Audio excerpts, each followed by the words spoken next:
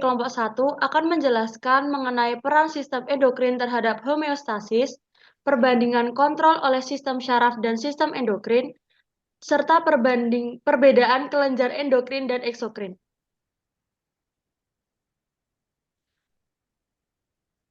Sebelumnya, perkenalkan saya Ami Dwi Kurnia dengan NIM 226132118.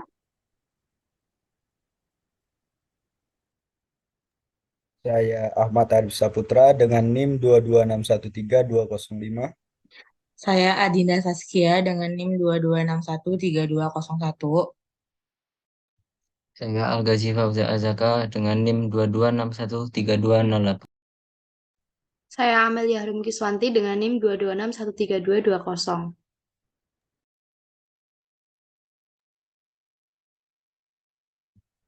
Baiklah, di sini saya akan menjelaskan tentang peran sistem endokrin terhadap homeostasis.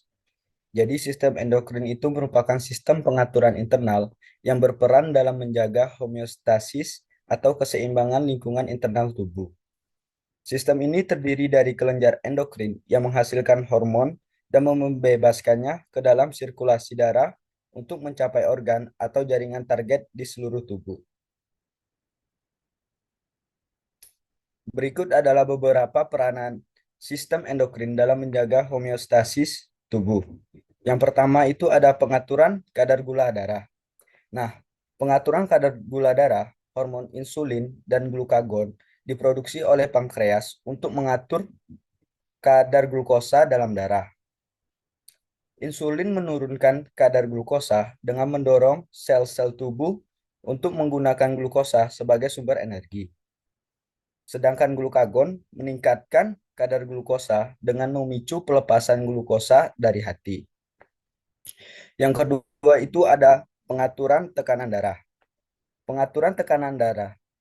Hormon aldosteron diproduksi oleh kelenjar adrenal untuk mengatur tekanan darah dengan mempengaruhi keseimbangan elektrolit dalam tubuh. Aldosteron membantu tubuh untuk menyerap lebih banyak natrium dari ginjal, sehingga menarik lebih banyak air ke dalam aliran darah dan meningkatkan volume darah. Yang ketiga, pengaturan suhu tubuh. Pengaturan suhu tubuh. Hormon tiroid yang dihasilkan oleh kelenjar tiroid membantu mengatur suhu tubuh dengan mempengaruhi tingkat metabolisme tubuh. Tingkat metabolisme yang lebih tinggi akan menghasilkan lebih banyak panas dan membantu mempertahankan suhu tubuh yang stabil. Yang keempat, pengaturan cairan dan elektrolit dalam tubuh.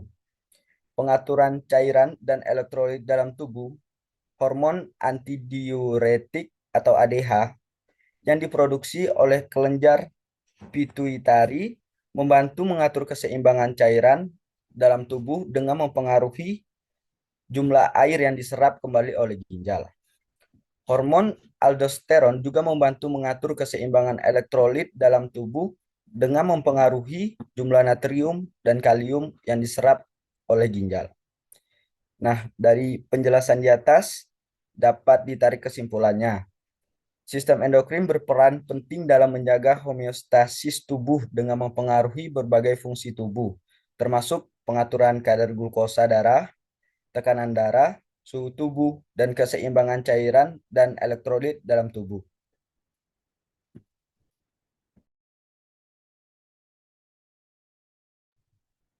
Kemudian sistem syaraf. Untuk sistem syaraf di sini terdapat berbagai sifat atau perbedaannya. Yang pertama dihantarkan melalui impuls listrik. Dan yang kedua tidak permanen dan reversibel. Reversibel berarti dapat diulangi. Kemudian melalui perantara neuron. Neuron, sistem syaraf melepaskan neuron transmitter di dekat sel dengan syaraf reseptornya. Sederhananya, neurotransmitter sistem syaraf langsung diantarkan ke sel tertentu oleh syaraf. Yang keempat, bekerja secara disadari dan tidak disadari. Yang kelima, bekerja dengan rentang waktu yang cepat. Potensial aksi sistem syaraf dapat bekerja dalam waktu 2-3 milidetik. Sebagai contohnya, gerak refleks yang terjadi pada manusia dapat berlangsung hanya hitungan milidetik. Kemudian yang keenam, menuju atau bertarget ke organ lokal.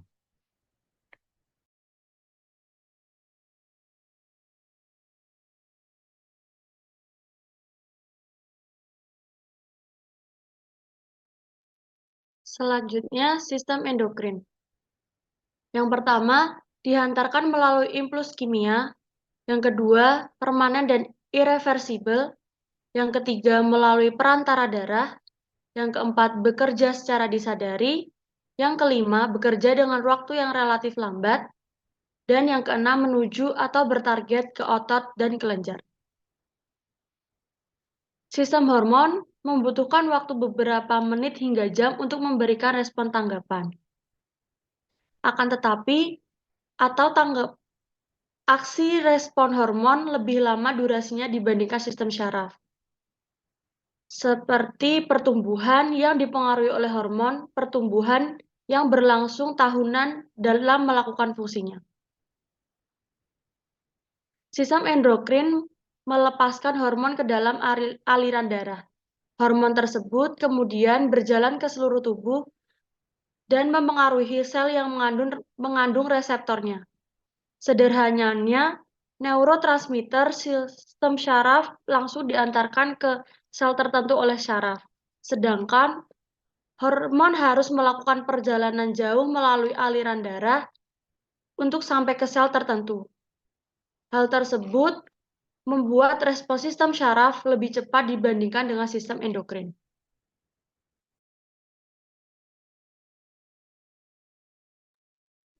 Selanjutnya, perbedaan kelenjar endokrin dan eksokrin.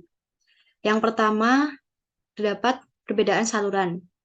Kelenjar endokrin tidak memiliki saluran atau pembuluh khusus, sehingga hormon yang dihasilkan didistribusikan ke seluruh tubuh melalui pembuluh darah. Hubungan antara sel-sel epitel yang berproliferasi ke dalam tenunan pengikat ini akan kehilangan hubungannya dengan sel-sel epitel dari mana mereka berasal. Akibat hilangnya hubungan ini, maka kelenjar endokrin tidak mempunyai saluran untuk menyalurkan zat-zat yang dihasilkan ke permukaan. Contohnya beberapa yaitu yang pertama ada kelenjar pituitari. Kelenjar pituitari adalah kelenjar kecil yang terletak di bagian dasar otak yang memiliki ukuran kecil dan mempunyai fungsi sangatlah besar pada sistem endokrin. Kelenjar ini dianggap sebagai pemimpin dari semua kelenjar endokrin. Yang kedua contohnya yaitu kelenjar tiroid. Kelenjar tiroid mempunyai tugas untuk mengatur proses metabolisme tubuh. Contoh ketiga yaitu kelenjar adrenal. Kelenjar adrenal terbagi menjadi dua bagian yaitu korteks dan medula. Korteks bertugas untuk memproduksi hormon steroid yang mengatur metabolisme, sistem imunitas, respon tubuh terhadap stres, serta perkembangan dan fungsi organ seksual. Yang kedua, saluran kelenjar eksokrin memiliki saluran yang khusus yang tidak melalui darah. Kelenjar eksokrin memiliki saluran melewati pankreas yang disebut dengan ductus. Saluran itu berfungsi membawa enzim yang diproduksi oleh pankreas menuju duodenum. Contohnya yang pertama ada kelenjar ludah. Terletak pada rongga mulut, fungsinya menghasilkan ludah yang membantu melembabkan mulut, mengawali proses pencernaan, dan melindungi gigi. Yang kedua ada pankreas, terletak dalam rongga perut, fungsinya mengeluarkan enzim pencernaan seperti amilase, tripsin, dan lipase untuk mencerna karbohidrat, protein, dan lemak. Contoh ketiga yaitu kelenjar keringat, yang terletak pada kulit, fungsinya mengeluarkan keringat untuk mendinginkan tubuh saat suhu tubuh terlalu panas. Yang keempat ada jaringan minyak, yang terletak pada kulit, yang mempunyai fungsi mengeluarkan sebum atau minyak alami yang melembabkan kulit serta membuat kulit dan rambut tahan air. Contoh yang terakhir yaitu jaringan lakrimal yang terletak pada mata, fungsinya mengeluarkan air mata yang mampu melembabkan, memelihara, dan melindungi permukaan mata. Perbedaan kelenjar endokrin dan eksokrin yang kedua yaitu produk sekretori. Pada kelenjar endokrin menghasilkan dan mengalirkan hormon secara langsung ke pembuluh darah. Yang pertama yaitu ada kelenjar pituitari Kelenjar ini dapat menghasilkan berbagai hormon yang mengatur fungsi kelenjar endokrin lainnya. Contohnya yaitu LH yang bertugas untuk merangsang pembentukan hormon progesteron dan testosteron dari organ reproduksi pria dan wanita, serta hormon TSH untuk mendorong kelenjar tiroid menghasilkan hormon tiroksin. Yang kedua ada kelenjar tiroid yang memproduksi hormon tiroksin dan triodotironin yang bertugas untuk mengatur proses metabolisme tubuh. Selain itu, hormon ini juga berperan dalam pembentukan jaringan tulang, pengaturan suhu tubuh, dan perkembangan serta otak sistem syaraf. Yang ketiga ada kelenjar paratiroid. Kelenjar ini melepaskan hormon paratiroid yang berperan dalam mengatur kadar kalsium dalam darah. Tugas hormon ini dibantu oleh hormon kalsitonin yang dihasilkan oleh kelenjar tiroid. Yang keempat ada kelenjar adrenal yang mempunyai fungsi untuk organ seksual, sementara itu medula berperan dalam menghasilkan hormon epinefrin atau adrenalin untuk meningkatkan tekanan darah dan detak jantung. Yang kelima ada kelenjar pankreas. Kelenjar pankreas memproduksi dua hormon, yaitu hormon glukagon dan hormon insulin. Glukagon berfungsi untuk menyimpan dan meningkatkan kadar gula darah, sedangkan insulin berfungsi dalam menurunkan kadar gula darah. Terakhir contohnya kelenjar reproduksi. Kelenjar reproduksi pada pria atau testis terdapat di dalam kantung zakar atau skrotum. Sedangkan kelenjar reproduksi pada wanita yaitu indung telur atau ovarium terletak di dalam panggul. Produk sekretori pada kelenjar eksokrin. Yang pertama yaitu ada keringat. Kelenjar eksokrin termasuk kelenjar keringat dan kelenjar lakrimal yang bertanggung jawab untuk mengeluarkan zat langsung ke saluran yang mengarah ke daerah sasaran. Yang kedua ada enzim. Sebagai kelenjar eksokrin, pankreas berfungsi menghasilkan enzim pencernaan yang dialirkan ke saluran cerna. Beberapa enzim yaitu contohnya ada enzim lipase yang menguraikan lemak, enzim protase termasuk kemotripsin dan tripsin untuk mencerna protein menjadi asam amino, dan enzim amilase untuk menguraikan karbohidrat menjadi gula darah atau glukosa. Yang ketiga ada lendir. Lendir yang dihasilkan pada tubuh manusia seperti kelenjar liur atau kelenjar ludah pada yang mempunyai saluran sendiri yaitu untuk memproduksi air liur. Yang terakhir ada sebum. Jaringan yang menghasilkan minyak yang terletak pada kulit yang mempunyai fungsi mengeluarkan sebum atau minyak alami yang melembabkan kulit serta membuat kulit dan rambut tahan air.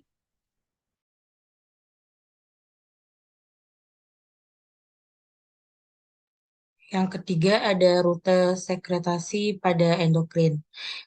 Pada yang endokrin, produk sekretori dilepaskan langsung ke aliran darah, akhirnya mencapai organ target karena hormon tidak dapat langsung menjangkau organ target dengan cara difusi, seperti zat kimia lainnya. Karena hormon diproduksi di kelenjar endokrin dan tidak mempunyai akses langsung ke organ target. Maka mekanisme transportasi khusus diperlukan untuk membawa hormon ke seluruh tubuh. Selanjutnya rute sekresi pada eksorin. Produk sekretori dilepaskan ke organ internal atau permukaan eksternal melalui saluran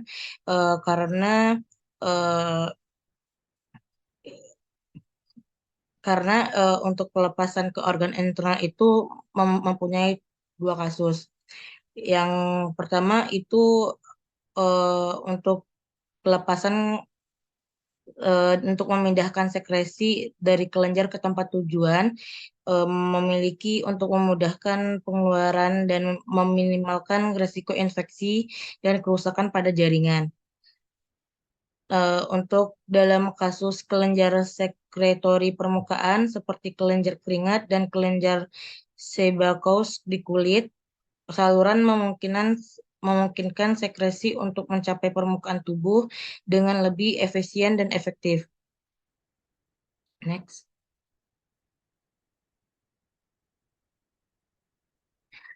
Contoh pada endokrin itu ada kelenjar tiroid, kelenjar paratiroid, kelenjar hipofisis, dan kelenjar adrenal. Untuk contoh pada eksorin ada kelenjar ludah, pankreas, hati, dan kelenjar esofagus.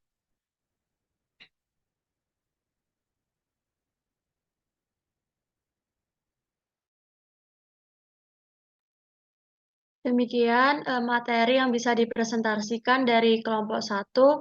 Wassalamualaikum warahmatullahi wabarakatuh. Waalaikumsalam warahmatullahi wabarakatuh.